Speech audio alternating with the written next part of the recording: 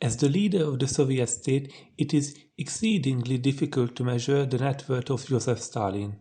In measuring this quantity, we have two options. Either measure the value of his own possessions or those of the entire Soviet state. As Stalin lived within a state-owned building, used state funds for most of his events and trips, and usually either discarded or gave away his state pay, Stalin had a relatively meager personal net worth, with his only known possessions of being his clothes, books, memorabilia, and pipe. He was making 10,000 rubles per month and paid 300 rubles monthly as a party fee. A normal worker's salary varied from 700 to 3,000 rubles, miner's was up to 8,000. Ministers was around 5,000 and professor or academic could make more than 10,000. But that's only the salary. His main source of income was author's fees, since he was widely printed author in many countries. And he spent part that money on Stalin's award for scientists, artists, and inventors. Stalin, like Lenin, was a writer. His works were issued in more than 500,000 copies only in Russian, and other works in separate books were also issued and translated to languages of Soviet republics.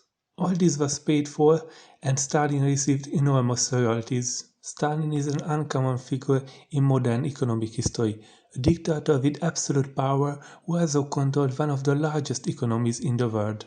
While it is virtually impossible to separate Stalin's wealth from the wealth of the Soviet Union, his unique combination of economic might and complete control of the USSR lead multiple economists to nominate him as one of the richest people of all time.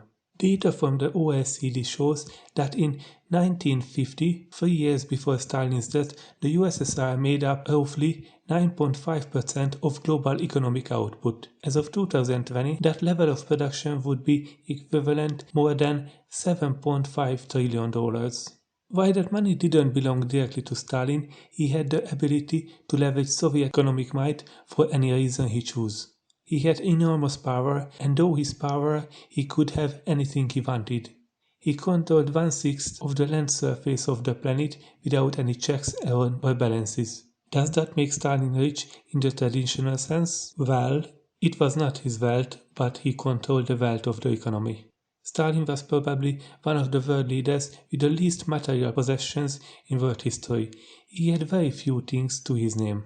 In his day of life, he was very averse to luxury and preferred aesthetic settings in interiors as well as his eatery. He hated all things gold and glittering and reminiscent of riches and opulence.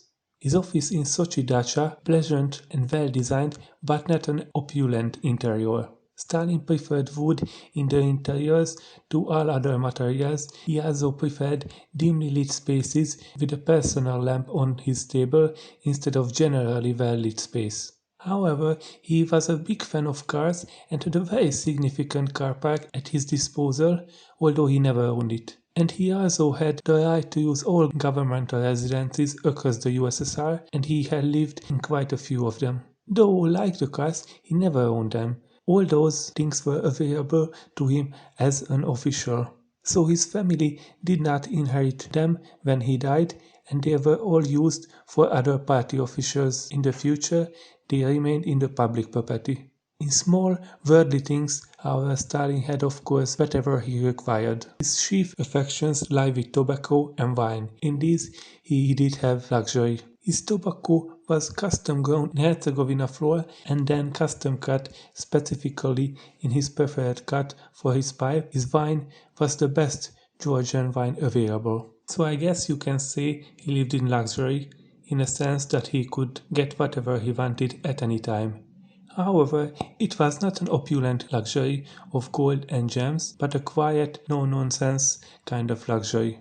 He owned only a few outfits, a smoking pipe, and a paperweight, and of course his party card.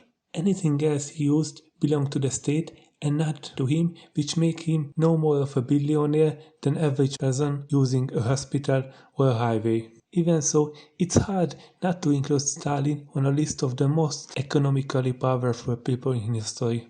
His wealth might be uncertain, but there is no question the premier's personal economic influences are revealed in recent history.